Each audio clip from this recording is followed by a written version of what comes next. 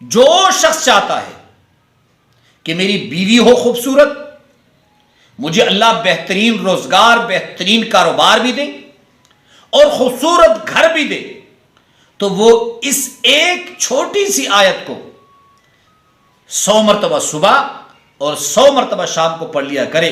اللہ رب العزت اسے 3 چیزوں کا بندوبست کر کے دیں گے: ایک خوبصورت بیوی، ایک مال، وہ کاروبار کے ذریعے ہو، بہترین جاب کے ذریعے ہو، اور تیسرا اللہ رب العزت اسے خوبصورت گھر دیں گے۔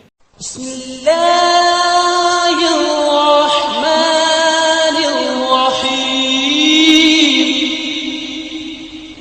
اللہم صلی علی محمد وعلی آلہ وبارک وسلم۔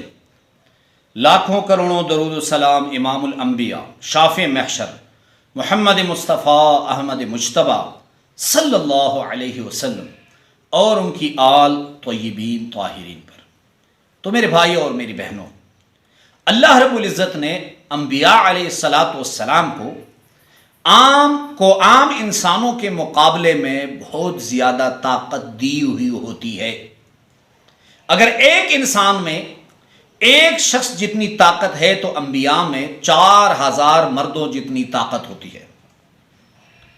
اگر کوئی عام شخص آپ کو تھپڑ رسید کرے تو آپ کا جبڑا شاید ٹوٹ جائے، لیکن اگر کوئی نبی آپ کو تھپڑ رسید کرے تو آپ کا بچنا مشکل ہے۔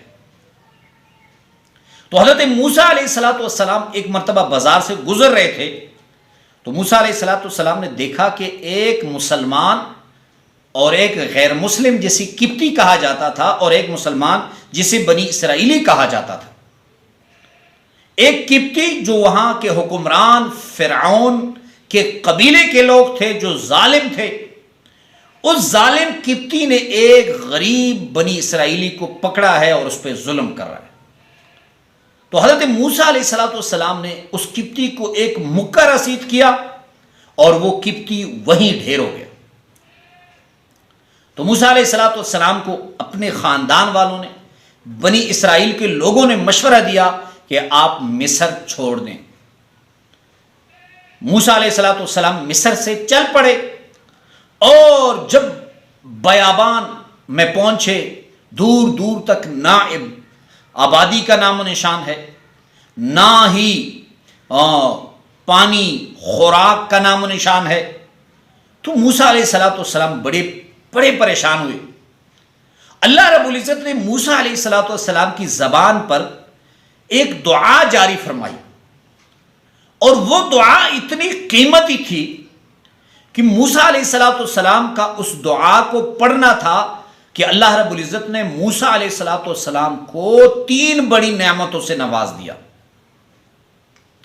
سب سے بڑی نعمت، موسیٰ علیہ السلام کو اللہ رب العزت نے خوبصورت بیوی دی، باحیا و بکردار بیوی دی۔ دوسرا، اللہ رب العزت نے موسیٰ علیہ السلام کو اس دعا کی برکت سے مال بھی دیا۔ اور تیسرا، حضرت موسیٰ علیہ السلام کو اللہ رب العزت نے اس دعا کی برکت سے گھر بھی دیا۔